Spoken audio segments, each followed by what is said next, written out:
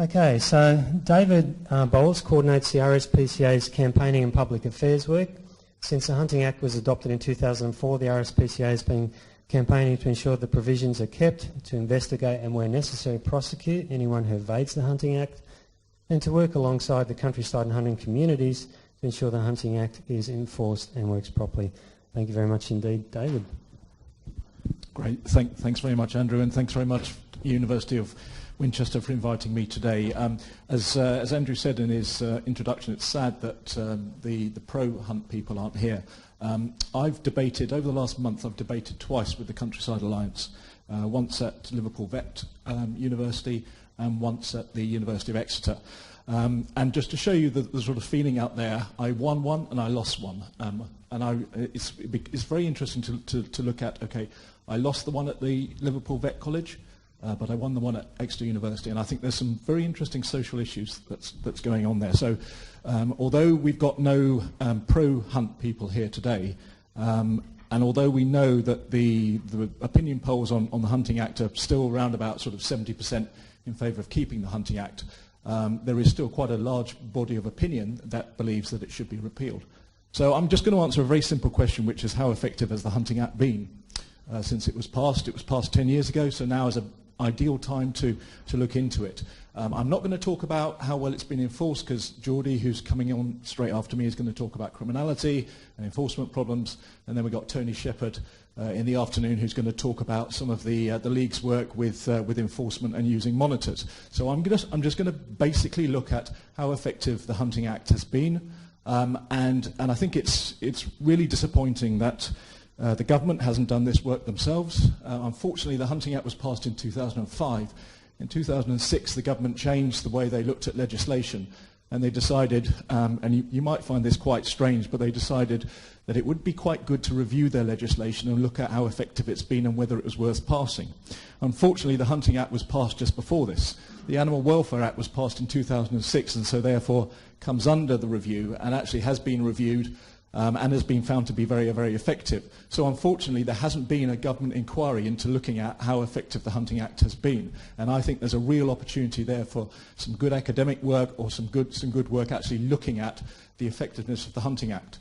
All right, so the RSPCA, obviously the largest, oldest animal welfare organisation in the UK, and we have responsibility for a number of things. One is we enforce the animal welfare legislation. Probably we take about 83% of prosecutions and enforcement activity for animal welfare.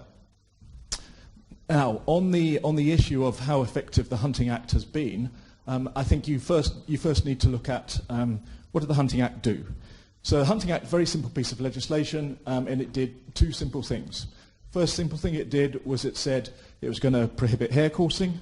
Second simple thing it did, it said it was going to prohibit the hunting of any wild mammal with dogs unless there are exceptions. So those are the two tests that we need to look at to see whether A, those were rooted in animal welfare, and B, whether they have been successful in their workings. Okay, so let's look at both of those individually. The first one is probably the easiest, hare coursing. Was that rooted in good science? Well, yep, there's pretty good science to say that chasing a hare with dogs across a field or an area is cruel to animal welfare. There is a very, very good paper from the late 1990s by the University Federation of Animal Welfare, which did look at this issue and said, yes, on the balance, chasing a hare across the countryside with dogs is cruel, and therefore that has animal welfare problems. So we know that that piece of the jigsaw, that piece of the legislation, whether chasing hares and hare coursing was welfare problem, we know the answer to that is yes. Okay? So how effective has that been? Well, for those of you who have got long memories, and I tend to find going to these things that the more I go to, the older I feel.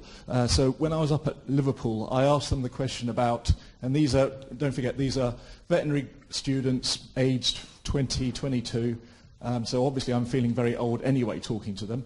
But I asked them the question about how many of them understand the Waterloo Cup. Actually might be quite good to do a straw poll here. How many people know or understand the Waterloo Cup? Well, okay, so there's only about 10% here. Okay, but there in Liverpool, nobody understood or had heard of the Waterloo Cup. Waterloo Cup, for those of you that don't know it, was an annual event held in Waterloo, which is just outside Liverpool, and it was essentially, it was a bit like the Grand National for hare coursing. So you had hares and you had dogs being let loose on the hare, and basically the competition was who had the best dog for chasing the hare, the quickest or the most skillful. That had been held for hundreds of years, and now, because of the Hunting Act, no longer occurs. So if you're thinking, yes, the Waterloo Cup was a welfare problem, and yes, it had other issues as well, the Hunting Act has been successful. It's got rid of the Waterloo Cup. So there is no legal hare coursing happening. So how good is the enforcement? Is there any illegal hare coursing happening? The answer to that, unfortunately, is yes, particularly in the east of England, the hotspots being Lincolnshire, Norfolk, East Anglia, Northamptonshire, Cambridgeshire. Sort of that area is a particular hotspot for hare coursing. What a lot of people don't understand is that hare coursing is very, very related to rural crime.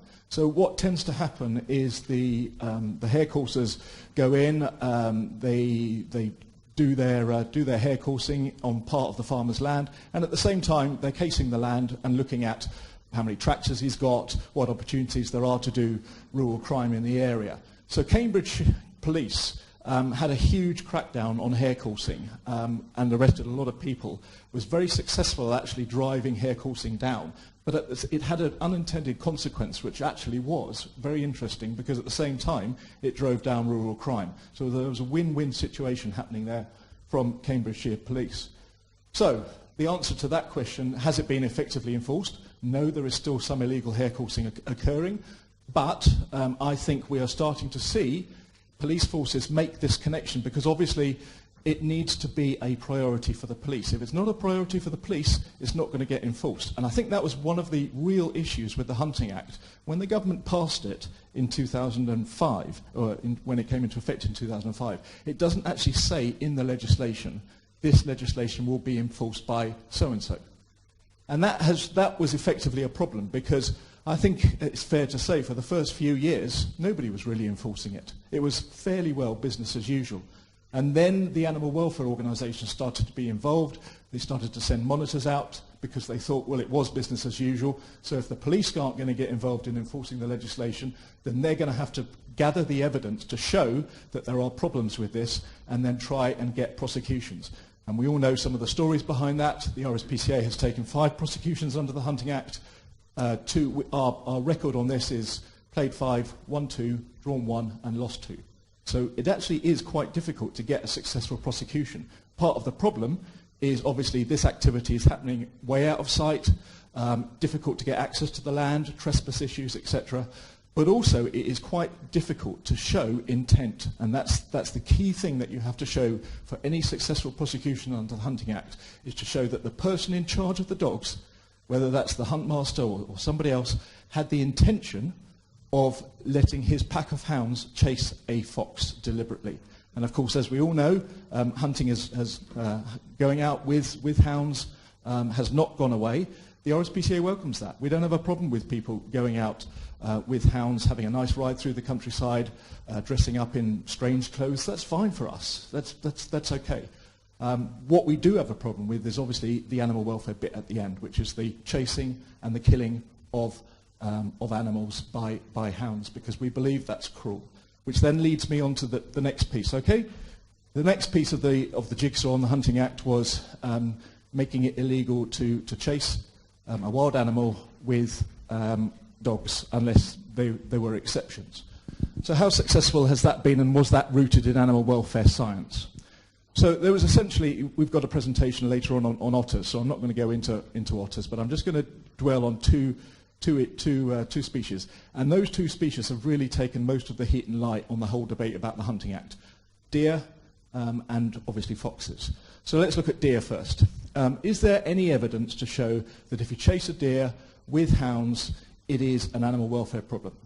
Yes, there is. There's very good evidence because there was an extremely good report by Cambridge University in 1997 which showed that they measured cortisol levels in the deer and the stags which were being chased by the hounds in Somerset and Devon, and they showed that there were elevated levels of cortisol and other stress indicators in the animal. And they concluded from that, Professor Bateson concluded from this study that the deer were not adapted to be chased by hounds across the countryside. So we have fairly good evidence. This was peer-reviewed. It was published in very good scientific journals. So have we got good evidence that there is an animal welfare problem of chasing deer and stags across the countryside by hounds? Yes, we do. Has that been enforced properly? Have we therefore had a positive welfare benefit from this legislation? Now, I think it's fair to say that stag hunting only occurs in certain areas, so it's been easier to look at those areas and work out whether there have been benefits.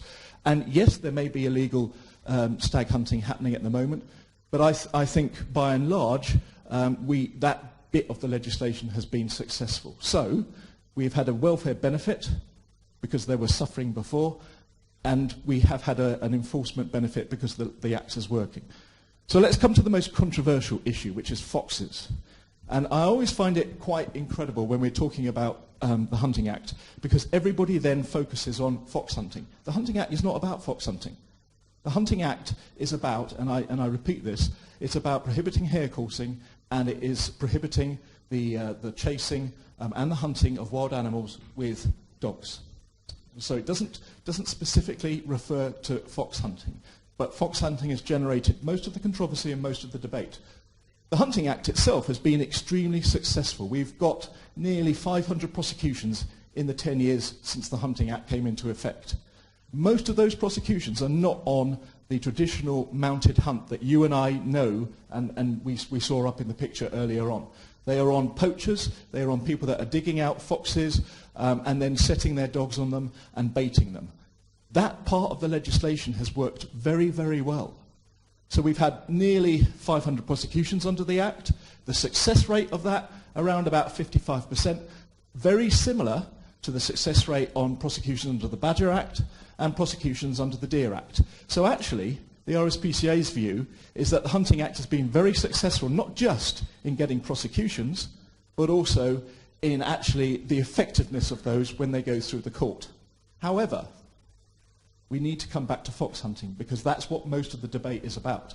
And on fox hunting, yes, it has been very difficult to get the evidence available to prosecute hunts when they are deliberately chasing with the intent of chasing a fox with a pack of hounds. And the reasons, as I've said earlier on, are primarily due to problems with getting the evidence and then problems of showing the intent as it goes through the court system.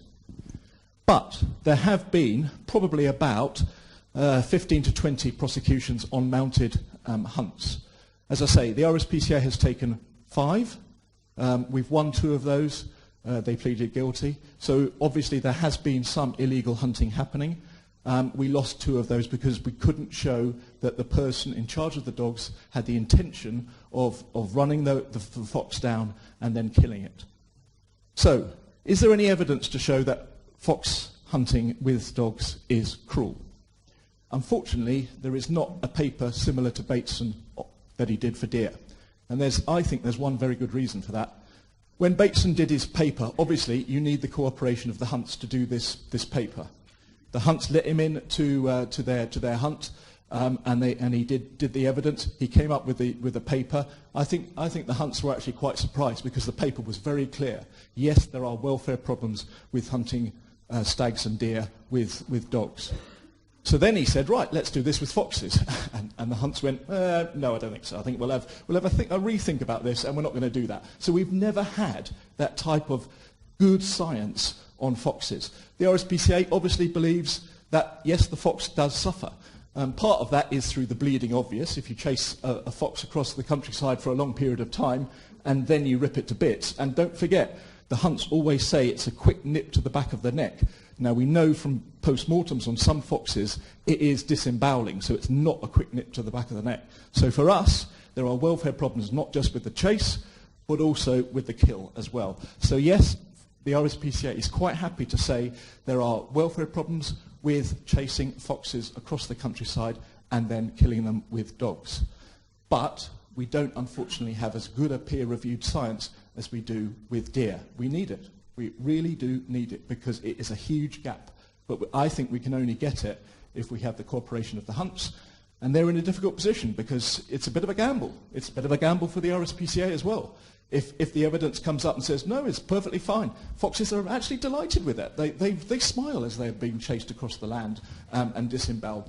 Then that will be a problem for the Rspca because all our policy is based on fact and scientific evidence. But I'm pretty confident you wouldn't say that. So we don't really have the evidence, but the supposition is it's a welfare problem. So how well has it been enforced? Geordie's going to talk about criminality later, and Tony is as well, so I'm not going to dwell on that. Yes, I think there is illegal hunting going out there.